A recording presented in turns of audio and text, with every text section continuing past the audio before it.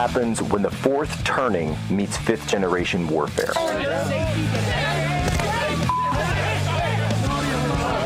A commentator, international social media sensation, and former Navy intelligence veteran. This is Human Events with your host, Jack Posobiec. Christ is king. Fallout and frustration tonight after the release of millions of pages of Epstein documents showing the late convicted sex offender's ties to the rich and powerful, like former Prince Andrew, seen in these photos kneeling over an unidentified woman. It's just days before Congress was set to potentially hold them in contempt. Former President Bill Clinton and former Secretary of State Hillary Clinton have agreed to give depositions as part of a House committee's investigation into sex offender Jeffrey Epstein. For months, the Clintons held their ground against Republican Chairman James Comer's subpoenas, dismissing his demands for in-person depositions as legally toothless and invalid, and slamming the investigation as a political hit job. But after some Democrats said they would join Republicans in recommending contempt charges, the Clintons have now agreed to testify. Kristi Noem announcing that body cams will be worn by all ICE and Border Patrol agents effective immediately. President Trump there also mentioning that here in the Oval Office. This is the post on social media from Kristi Noem saying, I just spoke with Border Czar Tom Homan, the ICE director, the Border Patrol commissioner, and effective immediately, we are deploying body cameras to every officer in the field in Minneapolis. As funding is available, the body camera program will be expanded nationwide. Another high-stakes hearing ahead in the case against Charlie Kirk's accused assassin. Tyler Robinson's defense team fighting to keep key evidence sealed and arguing intense media coverage is tainting the jury pool. You know, that video of Charlie Kirk's assassination is horrific. Well, now Tyler Robinson's attorneys say it should not be shown in court. This morning, President Trump is calling on Republicans to nationalize elections. The Republicans should say, we want to take over. We should take over the voting in at least 15 places. The Republicans ought to nationalize the voting. Turning Point USA has revealed the lineup for its All-American halftime show. The conservative group says it's hosting the event as an alternative to the official Super Bowl halftime show. The announcement follows controversy over the NFL's choice of Bad Bunny as this year's headliner. Kid Rock is set to headline with country artists Brantley Gilbert, Lee Brice, and Gabby Barretts. Well, ladies and gentlemen, welcome aboard today's edition of Human Events Daily. Today is February 3rd, 2026, Anno Domini. And gosh, what can I say, guys? It looks like once again, Turning Point USA is driving so much in the news cycle, whether it be our incredible halftime show that is lined up for this weekend. Let me tell you something right now. If you had told me a couple of months ago that when I started going rogue and just tweeting about this halftime show, that we would be sitting here lined up looking at a show that is going to have some of the best artists, the greatest players on the planet. We're talking about people like Kid Rock, who let's just say right now, Kid Rock should have been headlining halftime shows for years. Kid Rock is someone absolutely that America wants to see at a halftime show. You all know that I'm telling the truth about this. You all know that I'm right. Take the politics and all the rest out of it. It has nothing to do with that. This is a guy who sells them out coast to coast. Then you've got great up and comers. Gabby Barrett, for example, who's from Pennsylvania, just like myself, the other end of Pennsylvania, but that's okay. I'm really excited that she's going to be there. And, having got to, can't reveal too much, but having got to, interact with the team a little bit there, it's just been amazing seeing it all come together. So I never would have believed this caliber of performers would be there, would be working with Turning Point USA. And it's really just a blessing. That's all I have to say. It's a blessing, and it's all for Charlie. This is something that's absolutely was Charlie's idea originally. This is something that he and I used to chat about. We would joke about it, and I would be like, hey, let's, do what if we did our own show? Because Charlie would always be railing about the halftime shows. And, here we are. Here we are finally getting it done. It's going to be great. We've got a great theater lined up for this. So you have to imagine it like a Grammys performance, like an Oscars performance, one of those big totally filled, packed to the gills theaters where everybody's cheering. They come in, and that way it gives us the ability to have the cameras, flying in from all over the place. You get all sorts of angles. It's just going to be amazing. And the whole thing is, this is a celebration of America. Whereas the other guy, Bad Bunny, he's America last. So let's talk about the differences. All right, ours, pro-America, it's going to be in English, the language of America. Whereas Bad Bunny is going to be in a foreign language. And I just went and saw his little speech, or whatever you call that thing, at the Grammys. The guy speaks in broken English. And this is so the New York Times ran the story, and it's going viral on X, and they're saying, some anonymous NFL player said that Bad Bunny isn't an American. And of course, people are saying, technically, he's American. I said, yeah, we get this. But there's something deeper here, and we're going to explore that a little bit on the show today. The question of what is an American? And of course, this is a question that I've been asking going all the way back to SAS of 2024. There is a serious question there. There's a difference between being an American and just being an American on paper, right? Does a piece of paper make you an American? It doesn't. We all know that it doesn't. And you know who you can ask to find that out? Bad Bunny himself, because he'll tell you that he's a Puerto Rican. He flies the Puerto Rican flag. He's someone who sings almost 100% in Spanish. So let's cut the crap. Let's cut the crap. Stand up for yourselves, America. We are Americans. It's as simple as that. Right back, Jack Posobiec, Human Events Daily.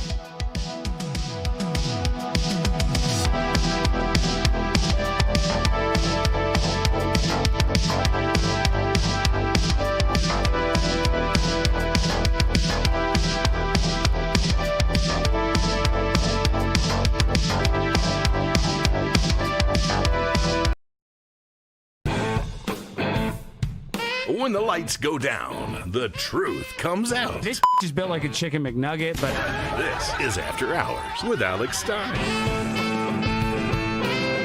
No filter. You're a globalist. You don't care about America. No apologies. You're a pro-abortion when you should have been aborted. The undisputed king of trolling. I was recently sexually assaulted within the metaverse. I want to vaccinate your mom. They tried to cancel us. Deplatforming works. She wants to kill babies, but she's still beautiful. Look at that booty on AOC. That's my favorite big booty Latina. Politics, culture, hypocrisy. They want them to have their penises cut off. Uncensored and uncontrolled. Cut your penis off, Max. That's what I'm saying. They admit they want to cut people's penises off. Late night just got dangerous. After Hours with Alex Stein. Coming soon to Real America's Voice. Welcome to Real America's Voice, Real Minute. Your quick look at the powerful stories of faith and freedom, inspiring audiences across the nation. Angel Studios presents. I'm Bo Davidson with this Real America's Voice, Real Minute. Most people know the biblical story of David, the shepherd boy who fought Goliath and became king. Well, Angel Studios has created a new animated film called David that tells the story of Israel's greatest king. There's a light I've always followed when I'm looking for the way, when I'm searching for the answer. In the moments I'm afraid, there's a whisper in the wind and a story in the sky. When I'm looking for a lantern to illuminate the night. If you want the secret of freedom and feeling alive, you gotta follow the light. Follow the light. For those who love great animated classics like The Lion King and Prince of Egypt, David is an awe-inspiring animated musical that depicts David as a spirited boy who fought lions, giants, and even betrayal, depicting how one boy's faith could lead him to be king of Israel. David will be released in theaters just in time for Christmas on December 19th, but your family can get a head start by watching the prequel to the film, Young David, which is streaming exclusively right will stand in our way, and our golden age has just begun. This is Human Events with Jack Posobiec. Now it's time for everyone to understand what America First truly means. Welcome to the Second American Revolution. All right, Jack Posobiec. Here we are back, Human Events Daily. Really excited to be here. Really excited that we're able to do all the things that we're doing today. And by the way, I just want to shout out, because I didn't mention this before in the previous segment. Don Jr. just tweeted out about our halftime show. Pete Hegseth, the Secretary of War, tweeted out about the halftime show. And perhaps we should have some, and perhaps I'm not really at liberty to say, but let's just say there's some conversations being had about air assets. Simply leave it at that, between us and the Pentagon. And of course, the great Vice President 48 himself, J.D. Vance, tweeted out about the halftime show. It's amazing. It's incredible. This is the America First halftime show. This is the one that you want to be. Don't be a conservative. Don't be kicking back a Bud Light. No. You're going to be pro-America. You're not going to go to the America Last, the America hating Bad Bunny. No, you're going to go to the pro-America halftime show. We're talking about Turning Point USA. Turning Point USA halftime show. This is the one that you want to watch. This, and you know what?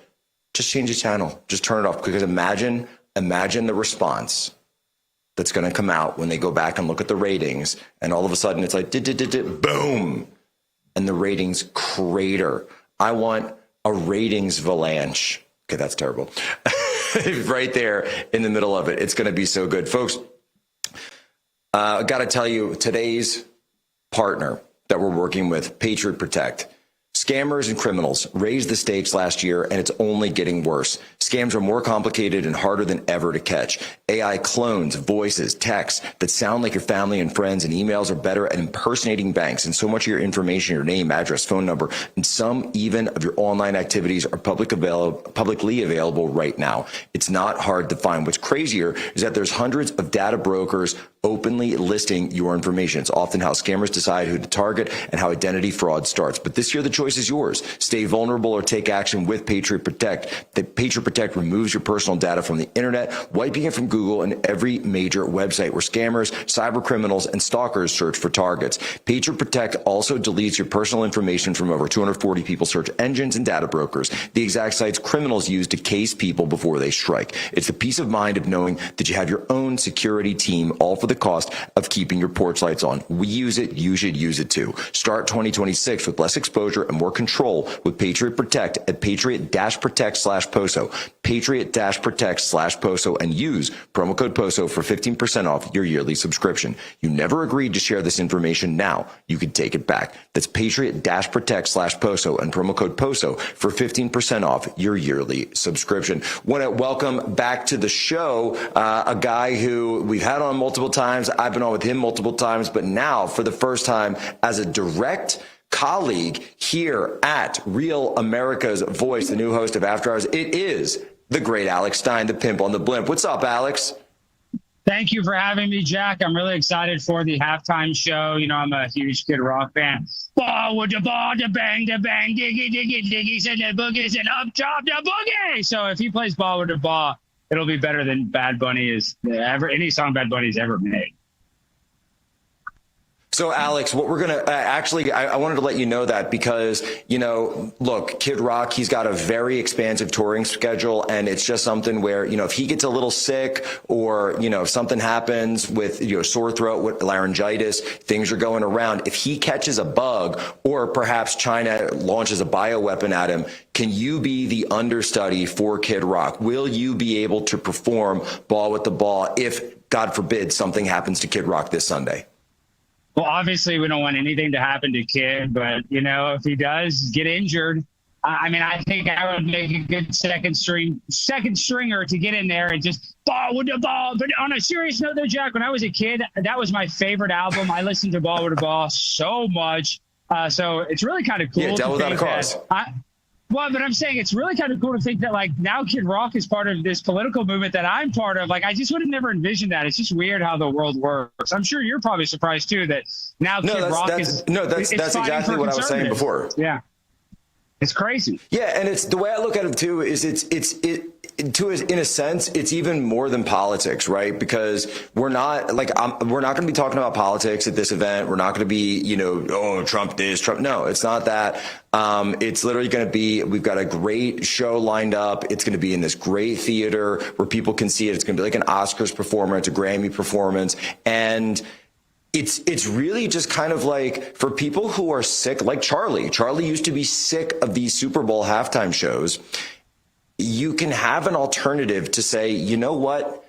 This is kind of like what I'm more looking for in the first place. It's literally just like the America of the 90s and 2000s. That's all it is. Well, and Jack, I've been watching this America's Team documentary on Netflix. I don't like Netflix really, but it's just so good. And a lot of people think because I'm conservative, I'm anti-LGBTQ, which is impossible because I'm a Dallas Cowboys fan. So obviously I have a lot of gay pride. But I want to say that the NFL used to not be woke. Like the NFL used to be so cool. And it's really just lost any charisma or goodwill that it had with the fans. Like every stadium basically looks the same. They're all going to indoor stadiums because people were complaining in the AFC Championship game for snow. Like the football that I grew up watching, you loved it that the Green Bay Packers game was snowing. You respected that the Buffalo Bills game was snowing. But even the fans are basically deluded and kind of brainwashed into thinking that this new NFL is a good product when it's absolute garbage. So really, if you guys are watching the Super Bowl, which I know a lot of us are, and I'm at Target trying to expose these ICE protesters, causing all these employees a bunch of headaches by returning salt, buying salt and returning it. But my point is, the NFL has gone woke. The product stinks. And I hate to see it. Like I watch all the clips from the 90s and just see the degradation of the league, how far downhill it's gone. It's an absolute travesty. No, it really is. And this should be something where Americans can just tune in and have a good show. That's really all it's about, just having a good show. It's really as simple as that. Now I wanted to, speaking of good shows, though, you've got your show up. It's live. It's going to be on. Walk us through every night, 11 p.m. Eastern, Real America's Voice. What's going on there? And of course, I have to ask, how are you dealing with the fallout of you being named in the Epstein files? Well, I'm actually kind of happy to be in the Epstein files because if you're a real pimp on a blimp, you're going to be in the Epstein files. That doesn't mean that I did anything to children. I was just hanging out. I was on a Disney cruise, Jack. I was on a Disney cruise. I was, and they invited me to the island. They said there's free food and drink. So what? I'm guilty now. Trust me, I didn't do the same thing as Bill Clinton. But wait. Are you trying to say that you accidentally went to Epstein Island? I mean, I accidentally said yes, and then I willingly went. But listen, that's neither here nor there. I want to actually talk about my show for 1 second about the Epstein stuff. Jack, you're very familiar that there is a very I'm saying there's a strong rift within the conservative movement, right? And I have a lot of nuanced political takes. Yes. Like I want amnesty for big booty Latinas, which that's not very popular in conservative media or in conservatism for that matter. And I kind of want to use this however, Tom Homan is in agreement with you on that. See, Tom's my guy because he's got that dog in him. But my point is, I actually want to use the show to kind of bring the right together because that's what they want to do. They want to divide and conquer us. And because we have been winning, our side has been winning, they kind of create these micro fights where it gets a lot of our attention, but it's all just kind of brain rot. Does that make sense? Like we're fighting over nothing because who's not conservative enough? When in reality, we all want the same thing. We want to have a country where we can all be successful and we don't want to turn our kids into transgenders and we don't want to have, government overreach. So I hope my show can, I guess, kind of push buttons of everybody, but also bring people together, Jack, because I hate to see everybody fighting on the internet. It makes me really sad to see people that were once friends not that long ago become mortal enemies. It's to me, it's ridiculous. But I see you defending a lot of the people that I'm going to try to defend on my show. So I think we're like-minded when it comes to a lot of the fighting being unnecessary on the right. Well, we need that. But at the same time, we also need somebody who's up there who's willing to just take shots at everybody. And that's what I've always appreciated about you is that you are willing to take shots at everybody and even go. And by the way, let's just face it, Gavin Newsom, the fact that he wasn't named in the Epstein files, doesn't this show that even how far down the list do you have to be where even Jeffrey Epstein considers you a loser? I know. Well, Jeffrey Epstein, and I think this is why, though. everybody knows Gavin Newsom was his number one staffer, was sleeping with his wife. Like, Gavin Newsom is so sexually disgusting that even Jeffrey Epstein's like, oh, I don't know if we should bring him to an island. I mean, at least Jeffrey Epstein probably wouldn't sleep with his best friend's kid. Or I don't know, maybe would. I don't even try to defend Jeffrey Epstein, but I will say this. If he did give Bill Gates HIV, then, maybe he's not as bad as we think he is. Maybe Epstein has, maybe a little bit of a redeeming quality about himself. Because honeypotting Bill Gates. Wait. So what are you saying that? Are you saying that it's possible that the whole reason that Bill Gates was trying to develop all these vaccines is because he was actually just trying to use that as a cover for curing whatever STDs he got from Jeffrey Epstein? I mean, I wouldn't put it past him. You look at, and on top of it, why was Bill Gates so obsessed with birth control? Probably so he can go do a bunch of weird sexual stuff and not get caught by Melinda. I mean, Bill Gates is allegedly trying to surreptitiously dose Melinda with amoxicillin so she doesn't catch his chlamydia or gonorrhea or whatever it is. I mean, that's an evil person. If you do that to your wife, to the mother of your kids, imagine what you would do to the American public. You would do much worse to the American public. So Bill Gates is a horrible human being. Far worse. Yeah, he's the worst. Alex Stein, where can people go to get the show every night? Tonight, 11 p.m. Eastern, Real America's Voice. I'm happy to be co-workers with you, Jack. It's an honor and privilege. And like I said, Jack, I really appreciate you actually speaking out. You call balls and strikes, and not a lot of people do on our side, and I appreciate you doing that. Well, I appreciate that. Alex Stein, check it out. After Hours with Alex Stein. He is paying penance for his many, many sins. We'll be right back. Jack Posobiec, Human Events Daily.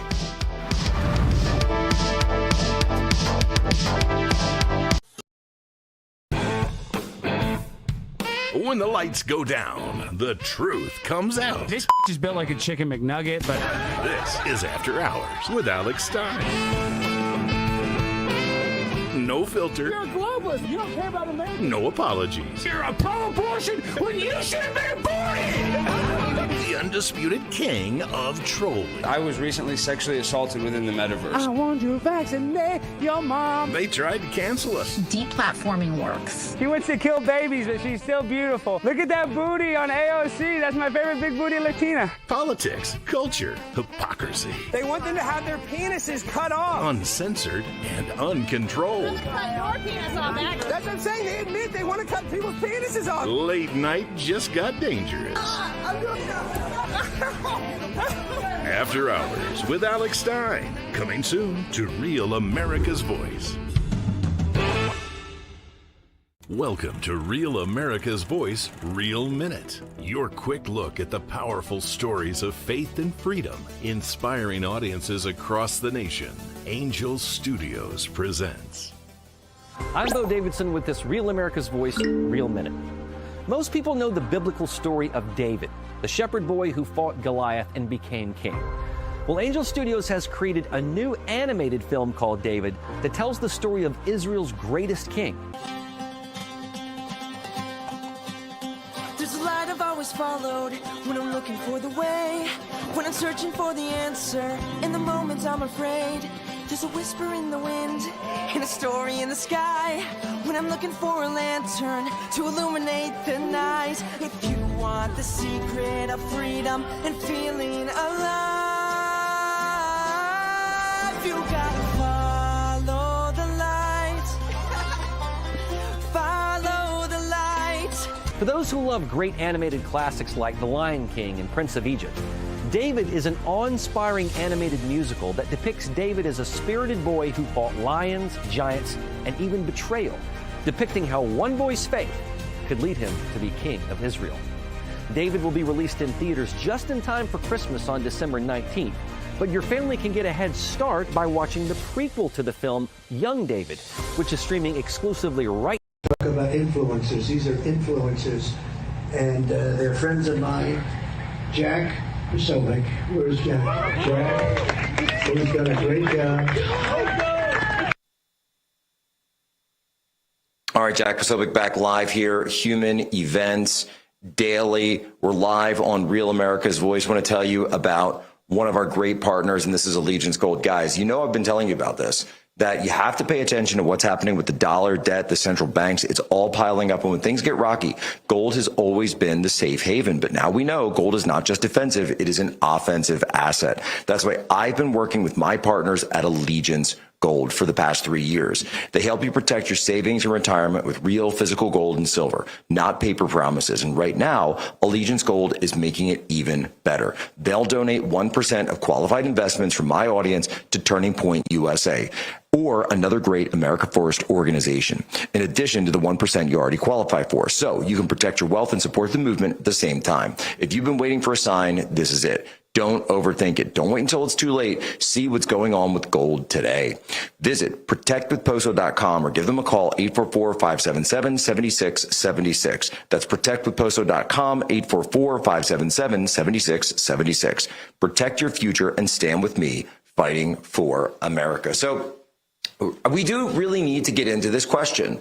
And I think it's something where there actually is a conversation to be had. And I've given speeches about this. We've seen the vice president give speeches about this. Is Bad Bunny an American? Is Bad Bunny an American? And in fact, so people say, oh, well, he's a Puerto Rican and Puerto Ricans have citizenship. That's true. They have the paperwork, and there's no question about that. But even if you talk to people who are Puerto Rican, and there are people who work on my show that are of Puerto Rican ancestry, they will tell you that there's a difference between like a Puerto Rican born in New York City versus a Puerto Rican born on the island. In fact, there's a whole musical about it. It's called West Side Story, where there's a song about it. So it's like, this isn't something, this has been a question for a long, long time. And this has been a conversation for a long, long time. And it speaks to the very heart of everything we've been talking about politically. So I wanted to bring on a good friend of mine. You guys know him. He's the co-author of Unhumans, The Secret History of Communist Revolutions and How to Crush Them. His name is Joshua Lysek, and he lives right up the street from the real Haitians of Ohio. Joshua, how are you? Doing pretty well, despite the fact that the temporary protected status of the various Haitians is now via a federal district judge going to be continued. Therefore, they are not all going back. A city of 60,000 people gets to keep 15,000 people from another culture with different values that are completely and totally incompatible with Central Ohio. So I think you see where I'm going with this, Joshua. If you import 50,000 Haitians to small town Ohio where you live, does that automatically make them American just because you've imported them en masse?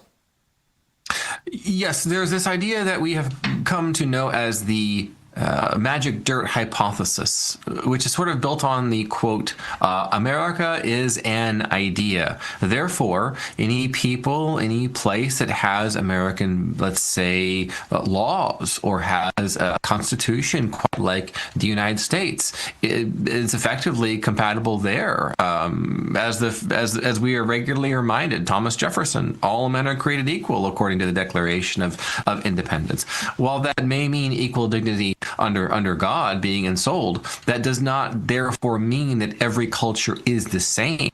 What I see American immigration doing is a sort of globalist project, a bit like the Tower of Babel, where everyone comes together, everyone is the same, and the languages get confused, and there is complete chaos. It is biblical for different people with different languages to live in different places. Why are we building a neo-Babel in Springfield, Ohio, besides to make ourselves feel like we are gods? I highly doubt this is going to work. Yeah, and so this is something where Bad Bunny presents us a great opportunity to actually have this discussion, because even though people can say like, okay, well, the fact checker Americans will say, well, technically Puerto Rico is a U.S. territory and therefore Puerto Ricans are U.S. citizens. And it's like, yeah, no, we get that. We're not talking about that. We're talking about something else. We're talking about which culture do you identify with? And I would submit to you that because Bad Bunny, he himself presents himself as a Puerto Rican first. He refers to himself as a Puerto Rican first. He flies one flag, the flag of Puerto Rico. He celebrates his Puerto Rican pride. And in fact, his specific brand of Puerto Rican pride is known as Island first, where he wants to maintain that cultural identity. And he has also, because I looked into this, he has spoken out about Puerto Rican identity. And he says that Puerto Rico should not become like Hawaii, where he argues and warns the people of Puerto Rico that, in fact, Hawaii was culturally assimilated by the United States, and he doesn't want that to happen for Puerto Rico. And of course, neither do I. That's why I support Puerto Rican independence, full independence for Puerto Rico. That's an interesting perspective, and I think it gets to the fact that something I learned growing up, first homeschooled in a very conservative evangelical sort of subculture. In my mind, until I was about 18 years old, I thought that Americans, or an American citizen, was the same thing as being, we're going from a noun to an adjective, being the writer guy here. To be an American was to be American. And I was 18 years old when I realized for the first time that was not the case. Where you may have the citizenship, you may, whether it's Puerto Rican or it's Ohio, like myself, or otherwise, but the American enculturation, the values, the heritage. When you see the flag, you say that's me, or you say that's my enemy. For example, in some cases, or you identify with one flag or another, or you see people all over parking lots of Southwest Ohio, where I live, and you can't help but notice there are Cuban, Mexican, Venezuelan, Honduran, Nicaraguan, and therefore additional ones in people's hanging from little lanyards and little strings inside of their vehicles in parking lots all over Ohio. You got bumper stickers everywhere. And I'm thinking, if you're so proud of being Mexican, why aren't you in Mexico? If you're so proud of being Haitian, why are you here? Some of you may be American citizens, but you're clearly not American. Now, that said, there are people whose ancestors are from other places, who have successfully enculturated, and while they may have a different racial background or ethnicity, in my experience, they are American in their culture and their values. They grill and eat up, let's say, bacon cheeseburgers just like I do, even if, let's say, they may be from India. So wait, this is a great conversation, Joshua. We got a quick break. This is a great conversation. We're going to hold you over. Right back, Human Events Daily.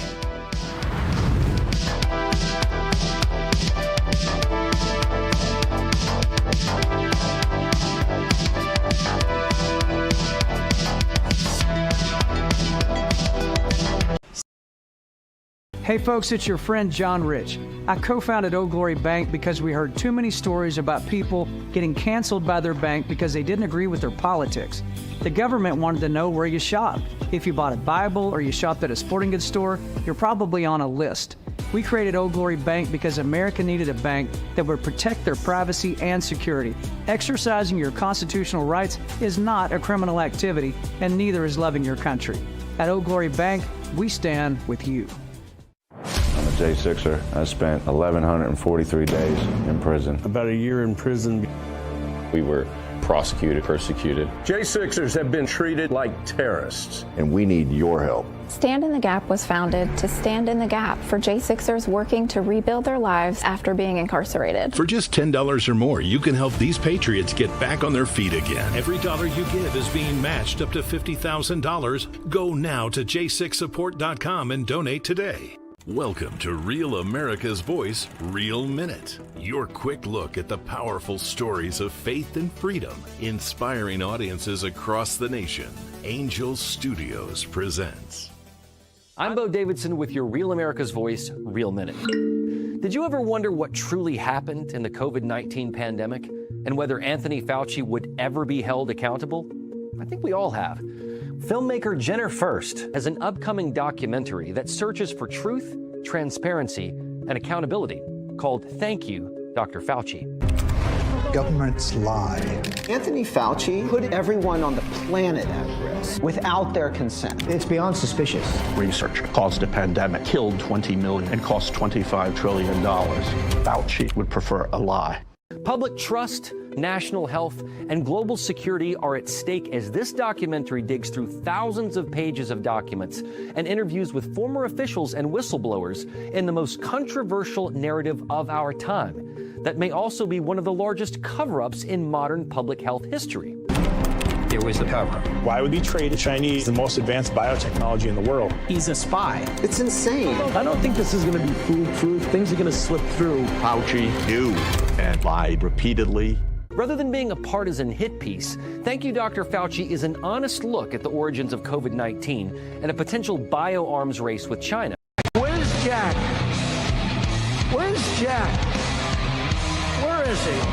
Jack, I want to see you. Great job, Jack. Thank you. What a job you do. You know, we have an incredible thing. We're always talking about the fake news and the bad, but we have guys, and these are the guys who should be getting Pulitzers. All right, Jack Posobiec, we are back here, Human Events, daily, live, Real America's Voice. Folks, let me tell you something straight up. I'm extremely picky about what I put in my body, and what companies I support, and Blackout Coffee checks every single box. This is a family-run American company roasting fresh coffee right here in the USA, built by people who believe in hard work, freedom in this country. And 2026 is a huge year. This year marks the 250th anniversary of the United States of America. It's our 250th birthday. And Blackout Coffee is celebrating it all year long.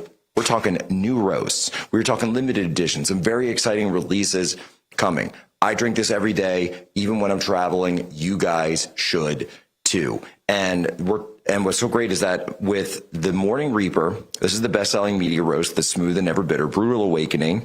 That's definitely going to wake you up. It's actually my favorite. But for 2026, I really want to try, and you guys got to try this too, the 1776 Dark Roast made to honor America's founding, and the 2A Medium Roast. It's all about the Second Amendment. It shows up fresh. It's on schedule. It never runs out. There's even an instant coffee that's like boom, total game changer. No machine, no mess. You add water, you stir, you're ready to go. It's perfect for work, travel, or keeping in your desk or go bag. Go to blackoutcoffee.com/POSO and use promo code POSO for 20% off your first order. That's blackoutcoffee.com/POSO. Celebrate 240 years of freedom. Drink coffee that tastes incredible, because every sip should feel like a win. Oh yeah, Joshua Lysak back on here. So Joshua, you know, you're really talking about this kind of difference between someone who's an American because they have the right paperwork versus someone who's American because they totally accept what it means to be an American. They learn the language. They have the cultural insights. They believe in the American cultural system. And look, I'm not going to be one of those guys who sits here and tries to like make this argument, but people do know that I am actually married to an immigrant. And this is obviously something that we deal with in our family, that my children, when they talk to their mom, and she talks about being an immigrant as well, but she teaches them about where she's from, but she teaches them also to love their home, which is America.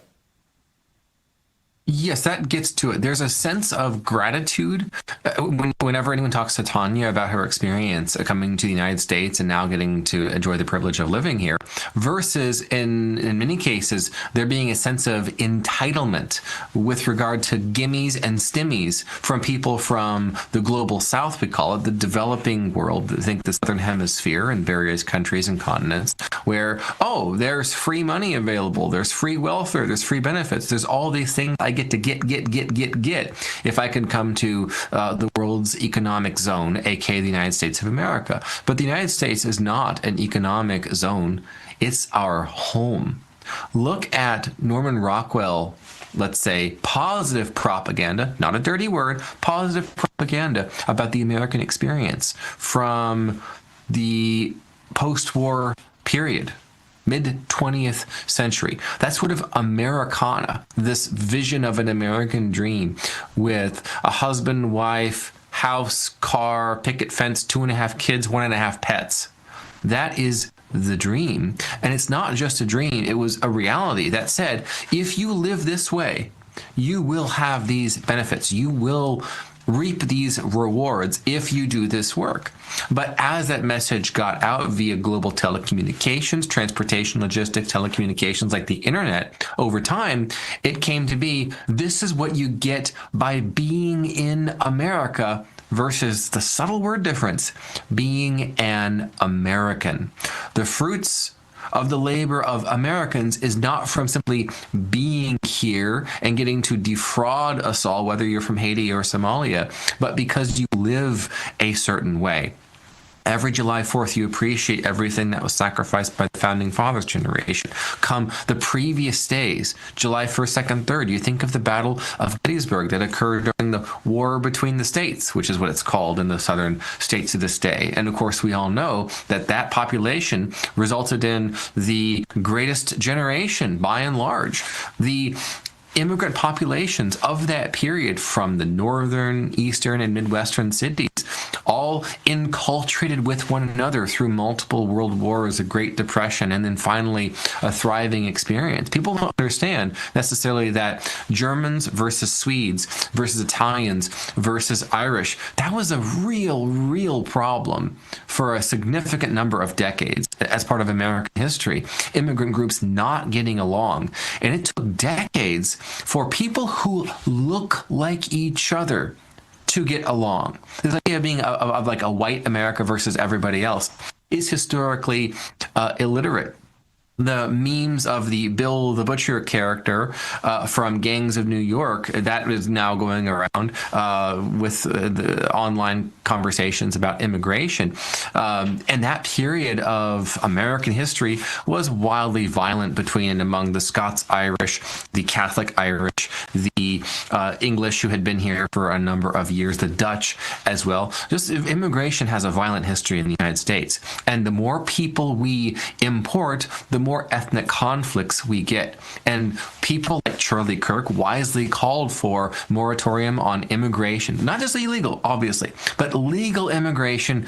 We need a timeout. We need to have a period of, and perhaps decades, generations of the people who are here to learn how to get along and to separate the people who are Americans with those who can actually be American, so that we can reunite the noun and the adjective of American together so we can last another 250 years. What do you think, Jack? Yeah, that's what it really needs to be. I think there's a couple other things going on here too with Bad Bunny, because I think very clearly what's happening is that Bad Bunny is an influence operation that's aimed at splitting MAGA. So they saw the Hispanic swing to Donald Trump in 2024, and they said, look, we got to find somebody who's like a safe Latino that we want all the people to come up and say, oh, if you're Latino, you support this guy, and then see, here's those Americans, they don't support you, these Trump supporters, etc. When it isn't even about that. When you go and look, as we now know, ICE and Border Patrol, a huge percentage of them are actually of Hispanic extraction. So it doesn't have anything to do with that. And in fact, it has nothing to do, it never had anything to do with that in the first place either, because the reason the United States maintains Puerto Rico as a territory is because of the naval presence in the Caribbean and now the air presence. If you go look at the F-35s, the rest of it, all of those that were flown in the Venezuela operation to get Maduro, all of that came out of where? Out of Puerto Rico. That's the reason that Puerto Rico is necessary for the hemispheric defense. That's why America always maintained that as a base. We also have Guantanamo Bay for the same reason. However, for obvious reasons, Cuba isn't always as favorable to U.S. operations out of Guantanamo Bay. And that's why really the base is only used at this point for detention operations for terrorists and potentially Don Lemon. We'll see. And so the whole point of this, the deal, same as Guam, was that the inhabitants of the island were then given U.S. citizenship, and it was annexed as a U.S. territory. And so because of the military strategy, it's had nothing to do with as you say, assimilation to the country. It had nothing to do with culture. It had nothing to do with any of this. It was literally the United States post-Spanish-American War, 1898, coming in and saying, okay, we have these territories now, and what are we going to do with them as we expand into more of a great power? Also, by the way, much of this was done by Teddy Roosevelt, and Teddy Roosevelt in that same era specifically came out, and who fought in the Spanish-American War, he specifically came out and said, we have no room in this country for hyphenated Americans. And you know something, Joshua? He was exactly right. be they paperwork American dash otherwise. And of course, I like to joke about being NPR Americans or Facebook Americans, keeping that dash in there. And bringing up Bad Bunny again, that reminded me something that various NPR Americans will do is they will over exaggerate the pronunciation of various languages that they may or may not speak to try to sound like they're a local. And went viral last night on X was a 2024 ad for then candidate Donald J. Trump for president. And it was something like Latinos por Trump was the name of the ad. And that reminded me, a number of years ago, met a man named Jose Rosado. He's a great follow on X. And he has kind of the pulse of Central America, so to speak, culturally speaking. And it was maybe 8 years ago, he told me something to the effect of, Joshua, you, and in his wonderful Dominican accent, he said, Joshua, you have no idea how much Latinos hate illegal immigrants. And that was my first word of wake up, kind of coming out of liberalism and being an NPR American at that time myself. What do you mean? And of course, there are a number of Dominicans and Puerto Ricans that I've met through conversations with him that absolutely love being American and being not just America first, but here's the key for immigration and identity: American first. I am deeply proud to use an adverb. American first. I love this. Joshua Lysek, go give him a follow, folks, at Joshua Lysek, wherever you can get him. Right back. Jack Posobiec, Human Events Daily.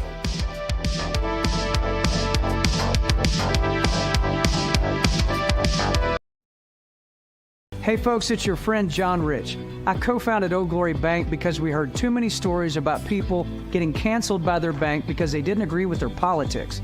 The government wanted to know where you shopped. If you bought a Bible or you shopped at a sporting goods store, you're probably on a list. We created Old Glory Bank because America needed a bank that would protect their privacy and security. Exercising your constitutional rights is not a criminal activity, and neither is loving your country. At Old Glory Bank, we stand with you. I'm a J6er. I spent 1,143 days in prison. About a year in prison.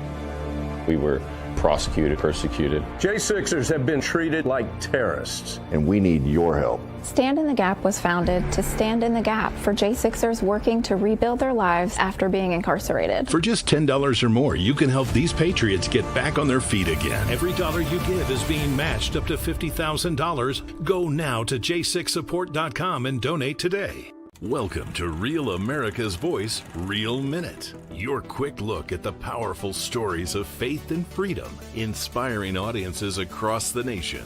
Angel Studios presents. I'm Bo Davidson with your Real America's Voice, Real Minute. Did you ever wonder what truly happened in the COVID-19 pandemic and whether Anthony Fauci would ever be held accountable? I think we all have. Filmmaker Jenner First has an upcoming documentary that searches for truth, transparency, and accountability called Thank You, Dr. Fauci. Governments lie. Anthony Fauci put everyone on the planet at risk without their consent. It's beyond suspicious. Research caused a pandemic, killed 20 million, and cost $25 trillion. Fauci would prefer a lie. Public trust, national health, and global security are at stake as this documentary digs through thousands of pages of documents and interviews with former officials and whistleblowers in the most controversial narrative of our time that may also be one of the largest cover-ups in modern public health history. There was a cover-up. Why would he trade the Chinese the most advanced biotechnology in the world? He's a spy. It's insane. I don't think this is going to be foolproof. Things are going to slip through. Fauci knew and lied repeatedly. Rather than being a partisan hit piece, Thank You, Dr. Fauci is an honest look at the origins of COVID-19 and a potential bioarms race with China. Jack is a great guy. He's written a fantastic book. Everybody's talking about it. Go get it. And he's been my friend right from the beginning of this whole beautiful event. And we're going to turn it around and make our country great again. Amen.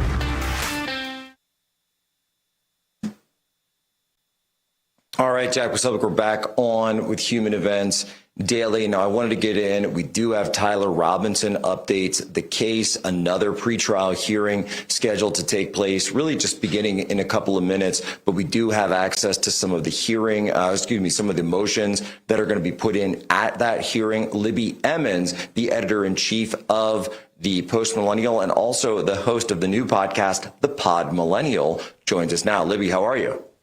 I'm good, Jack. Thanks.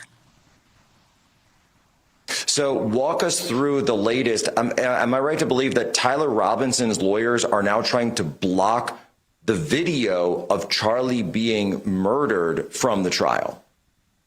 Yes, that's certainly what it looks like. There's a report out from the AP, and we're currently trying to track down the documents so that we can read them for ourselves and get an understanding of what's going on. Today is a hearing for the judge to determine whether or not cameras will be permitted in the courtroom for the duration of the trial. This has been a fraught issue the entire time, and there have been numerous times that the judge has told media and cameras to move back because they are not permitted to show Robinson in shackles. And so his defense attorneys have made a big fuss about this for months. And we've seen that every time that Robinson has been in the courtroom, that has turned into some kind of problem. So the hearing today is about whether or not cameras will be permitted in the courtroom.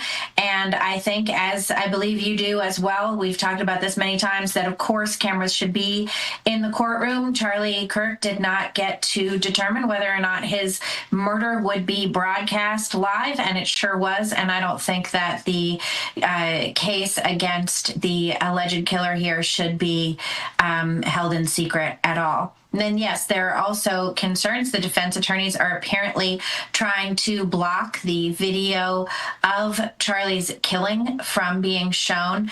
It's unclear if they're trying to block that just from the hearing today or if they're trying to block that overall. But they are apparently concerned that there would be jury bias if they were to see something so graphic and horrific in the courtroom.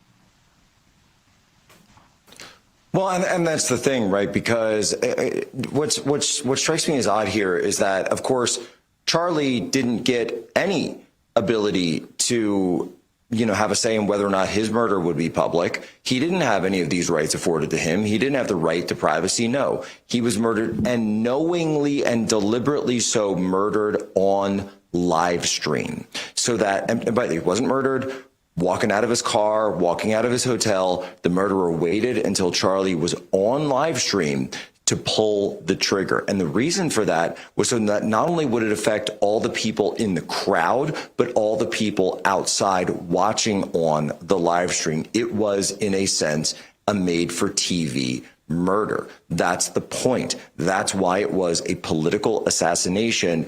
And of course, one of the highest forms of asymmetric warfare and asymmetric civil war and terrorism. This is why it is done, to strike terror and fear into the hearts of anyone who's watching. It's knowing, or, trying to send the message that if you do this, know that this will happen to you. And so I think it's disgusting. I think it's absolutely disgusting that they're trying to block this evidence from the jury. Yes, I agree with you. I think it's absolutely horrific. And of course, the evidence should be shown. This is going to be a trial to determine a man's guilt or innocence as regards a brutal, politically motivated killing. And I think that the jury has to see exactly what this is about. I think they need to see exactly what happened. It's not every case where you have a video of the crime, and there's a video of the crime, and that obviously should be shown in court and should be shown to a jury so that they can help, so that it can help them make their determination during their deliberations. There's no reason to keep it back. And this defense team, what they've been doing repeatedly is talking about how there could be bias and how that bias would prejudice a jury or media or the public against their client. But the fact of the matter is that this is evidence, that this is all out there. And if it's going to bias people against their client, then perhaps that has to do with their client and not the media and not the jury. Well, and Libby, I love the double standard here, because if you take this as being your frame, if this is your, so if this is your viewpoint, then if you take that standard and apply it forward, then okay, well, what are they going to ban next? The autopsy report, the ballistics report? Are they going to ban the DNA? Are they going to ban all of these things? Well, it could be prejudicial. It could be prejudicial if that's your standard, right? They're going to keep pushing and pushing and pushing. And look, I understand that that's the point of the system. And I understand that's what the defense lawyers are doing. But this team, saying that you can't show Tyler Robinson on trial because, and the judge made this decision because there might be lip syncers. I'm sorry, I don't remember Kyle Rittenhouse ever getting that when he was on trial. I certainly don't remember anyone saying that Kyle Rittenhouse could have the ability to not be on camera. He was on camera for every single second of that. But you know what else? Kyle Rittenhouse wasn't scared to be on camera because he knew he was innocent. Yes, I think that's exactly right. And there's no reason at all that we shouldn't be able to see the suspect in this case during the trial and during these hearings. I think it's absolutely a wrong decision by this judge who is placating these defense attorneys where clearly they should not be placated. That's not what should happen here. The country is entitled to justice in this case. And as you said, this is a case that has affected the entire country. It's affected people worldwide because of the way that it was shown. It was live streamed. And because additionally, in the aftermath, we saw every step of the way, right? The FBI came out and released footage that of the suspect leaving the scene of the crime. And that is what encouraged Tyler Robinson's parents to come forward and say that they believed it was their son and to help him turn himself in. Every step of the way, this has been a very tech-heavy case. This has been a very public case in every aspect of it. And I think that it would be absolutely wrong to turn off the cameras now. We need to see what's going on there. And I think that it's really important that we all see it. And that's why we've been advocating so hard to have cameras in the courtroom. And we're not the only ones, right? Erica Kirk came out, Charlie's widow came out and said that she thought that the cameras should be in the courtroom as well. And she's also put together an appeal to have a speedy trial. There have already been so many delays. Every step of the way, the defense team has said, no, we can't do this. We need to move this to another time. And this case is still not on trial. I think that's important for people to realize that the case has not hit trial yet. These are just hearings, repeated hearings to discuss little minutia as to how the trial should be conducted and what should be permitted at trial. But I don't think we're actually going to see the trial commence until June or something at this rate, because they're just going little tiny step by little tiny step, and they are delay tactics, because I think Robinson and his team do not want to face a jury, and I don't think they want to face justice. No, that's absolutely right. And I commend Erica for, I haven't discussed any of these motions with Erica, just to, cards on the table there, or anything like that. That's obviously between her and the lawyers. But at the same time, I think it's incredible that she's doing this and stepping up, saying that it should be a speedy trial and that she wants full transparency. The American people deserve transparency. They deserve this entire thing to be public. I've always called for, if there's a report on the autopsy, put it out. If there's a report on the ballistics, put it out. I don't have to rely on, somebody said something. No, put everything out. If there's more video, I want that out as well. Just put it all out, because this is the world we live in now. We live in the world where people go over things. They go frame by frame. They did it with Alex Preddy. They did it with Charlie's videos when they came out. It is just reality. And so because of the fact that Charlie's murder was live on TV, I think that all of the evidence should be broadcast as well, because if this guy's going to get a fair trial, which I agree that he should, I certainly agree that he should, that I want everything done by the book. But at the same time, I think the American public deserve that as well. Libby Emmons, tell people about the new show and where they can get it. You can come check out the Pod Millennial. You can go to thepodmillennial.com for all of the links. And I invite you especially to check out the show today, because it features Jack Posobiec, who's, of course, your favorite TV host. So I think you should definitely go check it out. Thank you. I hear you got a great guest all lined up for today. Ladies and gentlemen, as always, you have my permission to lay ashore.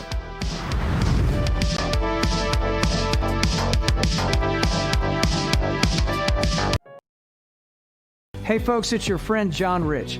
I co-founded Old Glory Bank because we heard too many stories about people getting canceled by their bank because they didn't agree with their politics. The government wanted to know where you shopped. If you bought a Bible or you shopped at a sporting goods store, you're probably on a list. We created Old Glory Bank because America needed a bank that would protect their privacy and security. Exercising your constitutional rights is not a criminal activity, and neither is loving your country. At Old Glory Bank, we stand with you. I'm a J6er. I spent 1,143 days in prison. About a year in prison.